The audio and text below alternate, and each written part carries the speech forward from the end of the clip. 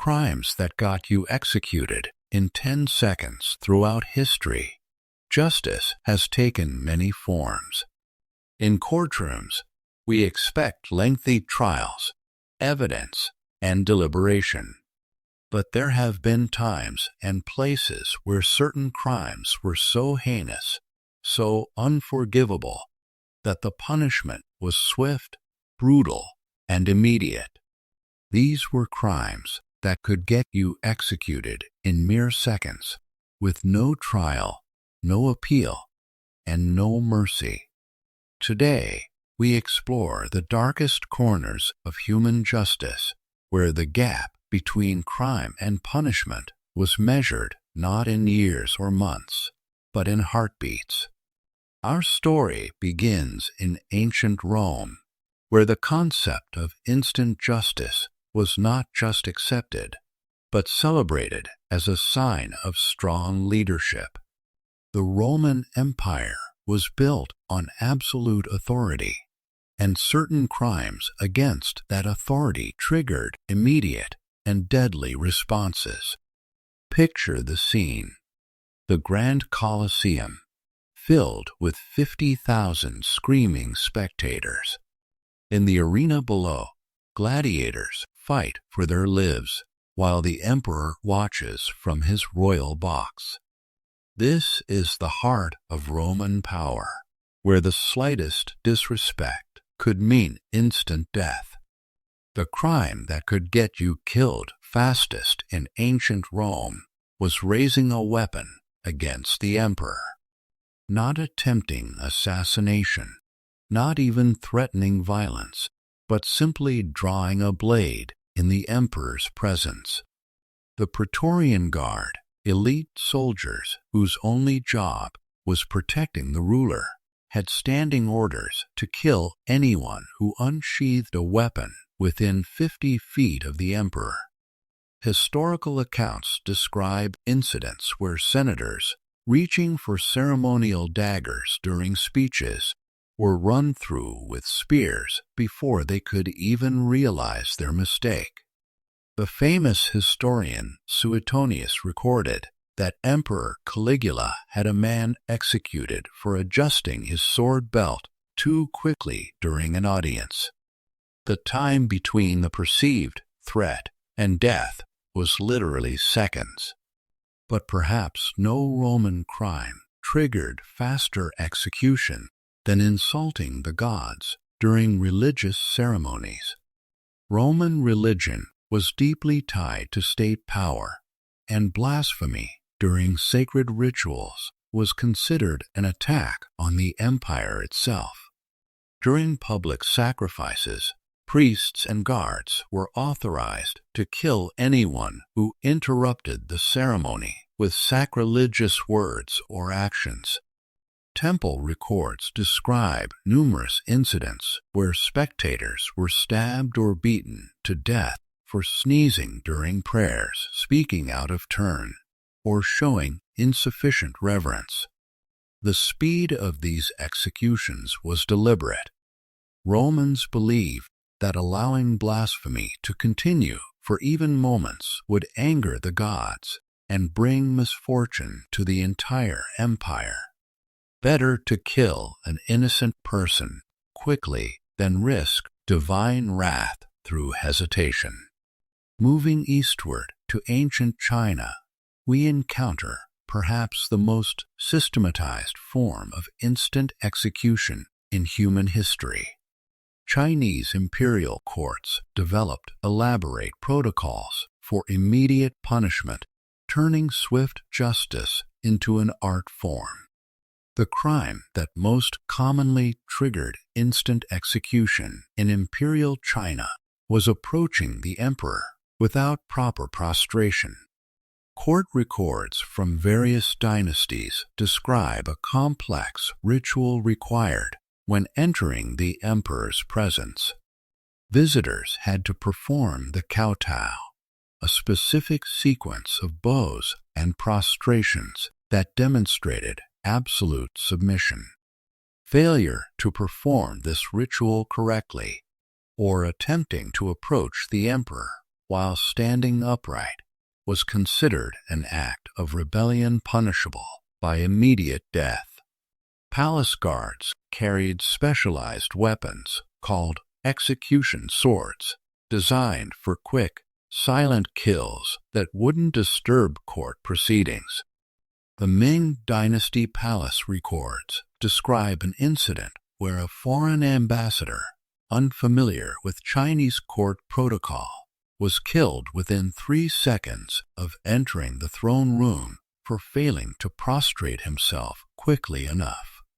The execution happened so fast that other diplomats in the room didn't even realize what had occurred until they saw the body. But China's most feared instant execution was reserved for those who looked directly at the emperor's face without permission. This crime, called dragon gazing, was considered so serious that guards were trained to kill offenders before they could complete their glance. Special guards called eye watchers stood behind visitors during audiences, watching for any upward movement of the head or eyes. The moment someone began to raise their gaze toward the emperor's face, these guards would strike with poisoned needles or thin blades, killing the offender before their eyes could meet the emperor's. Court records suggest that hundreds of people died this way during major dynasties, often visitors who simply forgot the prohibition in moments of excitement or surprise. In medieval Europe, the concept of instant execution took on religious overtones. The Catholic Church's Inquisition developed procedures for immediate punishment of certain heresies, believing that allowing heretical words to remain unaddressed for even minutes could contaminate nearby souls. The crime that triggered the fastest execution during the Inquisition was denying the divinity of Christ in the presence of clergy. Inquisition manuals, preserved in Vatican archives, describe protocols where any person who spoke certain blasphemous phrases could be killed immediately by any member of the clergy present. Priests were authorized to carry consecrated daggers for this purpose. The moment someone uttered specific heretical statements, nearby priests were obligated to strike them down instantly. The killing was considered a holy act, purifying the space of demonic influence. Records from Spanish Inquisition courts describe numerous cases where people were stabbed to death mid-sentence for saying things like, "Christ was merely human," or "The Pope has no divine authority." The executions were so quick that witnesses often didn't understand what had happened until after the victim had died. But perhaps the most chilling aspect of Inquisition instant execution was the doctrine of preventive killing. If an inquisitor believed someone was about to speak heresy, they could authorize immediate execution to prevent the blasphemous words from being spoken at all. This led to situations where people were killed for facial expressions, gestures, or even hesitation when asked direct questions about faith. The time between suspicion and death could be measured in seconds.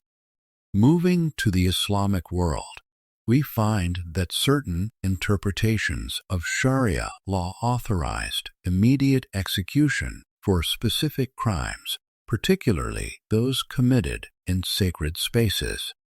The most serious of these was armed robbery within the boundaries of Mecca during pilgrimage season. Islamic legal texts describe the crime of haraba, highway robbery or banditry, as so serious that it required immediate punishment to prevent fitna or social disorder. When committed in Islam's holiest city during Hajj, the punishment was death without trial or delay. Historical accounts from medieval Islamic chronicles describe incidents where pilgrims caught stealing from other pilgrims were executed within minutes by volunteer guards. The weapons used were often swords blessed by religious authorities, and the killings were considered acts of religious duty rather than simple law enforcement. The speed of these executions was justified by the belief that allowing crime to continue in sacred space would pollute the spiritual atmosphere and interfere with pilgrims' religious experiences. Better to kill quickly than allow sacred ground to be defiled. In feudal Japan, the samurai class developed perhaps the most efficient system of instant execution ever created. The crime that triggered immediate death was showing disrespect to a samurai's sword or refusing to bow when a samurai passed. Japanese feudal law gave samurai the right of kiratsute gomen, the authority to cut down anyone who disrespected them. This wasn't just a legal right, but a social obligation. A samurai who failed to immediately kill someone who insulted their honor would lose face and potentially be forced to commit seppuku themselves. The speed of these executions was legendary. Samurai were trained from childhood in iaijutsu, the art of drawing and cutting in a single motion. A skilled samurai could draw their sword, kill an offender, and resheath the blade in under 2 seconds. Historical records describe numerous incidents where farmers, merchants, or even lower-ranking samurai were killed instantly for minor infractions like failing to bow deeply enough or accidentally bumping into a samurai on a crowded street. The most extreme example of Japanese instant execution involved the crime of touching a samurai's sword without permission. Even accidentally brushing against the weapon while passing could result in immediate death. Samurai were trained to react instinctively to any contact with their swords, striking before their conscious minds could even process what had happened.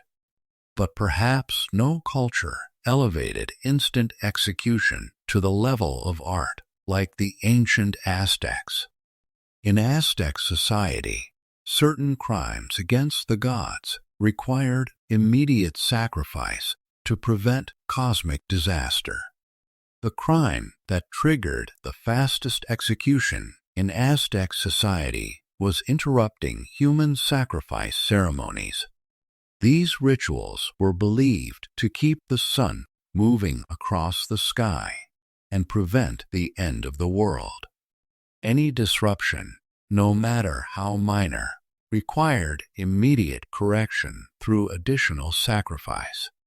Aztec priests carried obsidian knives specifically for this purpose. The moment someone spoke out of turn, moved inappropriately, or showed insufficient reverence during sacrifice ceremonies, nearby priests would grab them and perform heart extraction on the spot.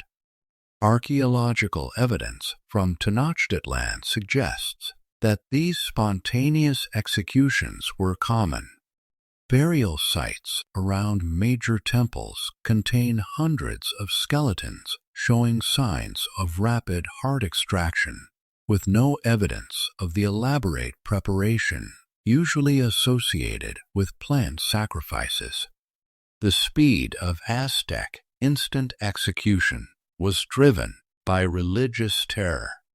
Priests believed that every second of delay in correcting ritual disruption brought the world closer to catastrophic divine punishment.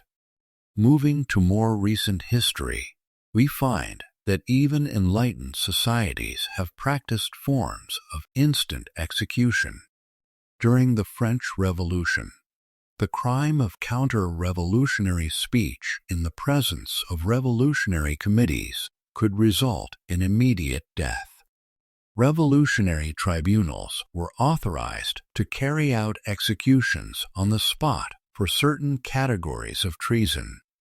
Citizens who spoke favorably of the monarchy, criticized revolutionary leaders, or expressed religious sentiments could be killed immediately by tribunal members. Records from the Paris archives describe incidents where people were beaten to death with clubs or stabbed with improvised weapons within seconds of making counter-revolutionary statements. The revolution's paranoid atmosphere made any delay in punishing treason seem like complicity with enemies of the people. But the most systematic modern example of instant execution comes from Stalin's Soviet Union. The NKVD, Stalin's secret police, were authorized to execute certain categories of enemies of the people without trial or delay. The crime that most commonly triggered instant execution in Stalin's Russia was being identified as a kulak, or wealthy peasant, during collectivization drives. NKVD agents carried quotas for kulak executions and were authorized to kill anyone identified as belonging to this class immediately upon discovery. Soviet archives, open after the fall of communism, reveal that hundreds of thousands of people were executed within minutes of being accused of kulak status.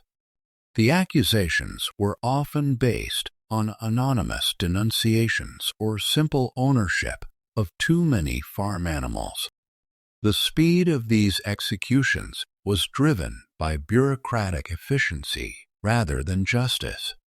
NKVD agents needed to meet quotas and had no time for lengthy investigations or trials. It was faster and safer for their careers to kill suspects immediately than to risk being accused of insufficient revolutionary zeal. Throughout history, the crimes that triggered instant execution shared certain characteristics. They were almost always seen as attacks on fundamental social or religious order. Whether insulting an emperor, blaspheming against gods, or threatening revolutionary ideals, these crimes were perceived as so dangerous that even seconds of delay in punishment could cause irreparable harm. The psychology behind instant execution reveals something disturbing about human nature and power structures. Authorities who practiced immediate killing were often driven by extreme insecurity about their legitimacy. The faster they could eliminate perceived threats, the less time those threats had to spread or inspire others. But instant execution also served practical purposes. In societies without reliable communication or law enforcement systems, immediate punishment of serious crimes served as both deterrent and damage control. Public instant executions sent clear messages about boundaries that couldn't be crossed. The weapons used for instant execution were specially designed for speed and efficiency. Roman guards carried light, sharp spears perfect for quick thrusts.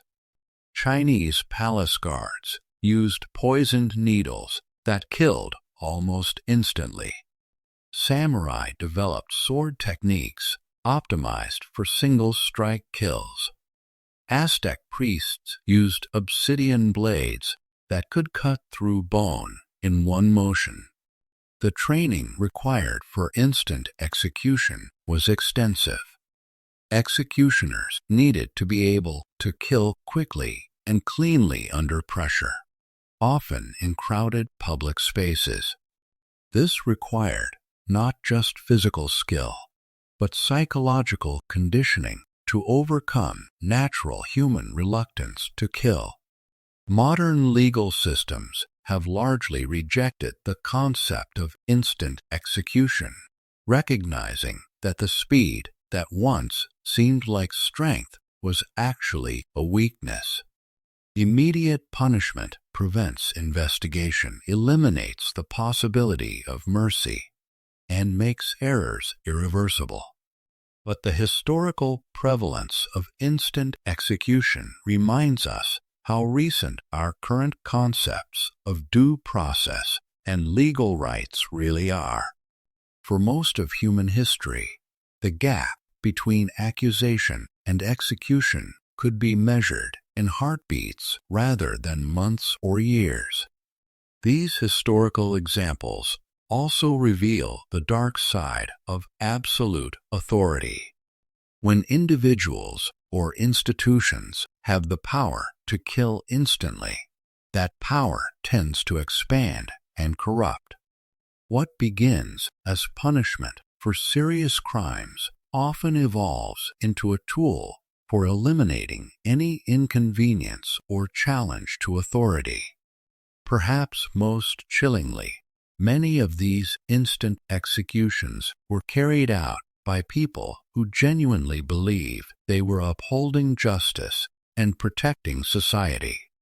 The Roman guards, Chinese palace officials, medieval priests, and Soviet agents who killed so quickly were often motivated by sincere conviction that immediate action was necessary for the greater good.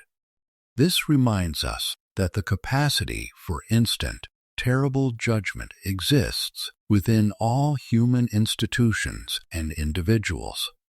The difference between justice and murder can sometimes be measured not in the rightness of the cause, but in the willingness to pause, to question, and to allow time for wisdom to temper the impulse for immediate action. As we reflect on these crimes that got people executed in 10 seconds, we're reminded of both how far we've come in developing fair legal systems and how fragile those systems remain. The impulse for instant, final judgment still exists within human nature, waiting for moments of crisis or fear to resurface. The echoes of those 10-second executions remind us that true justice requires something our ancestors often lacked: the courage to wait, to investigate, and to remember that once a life is taken in haste, no amount of time can bring it back.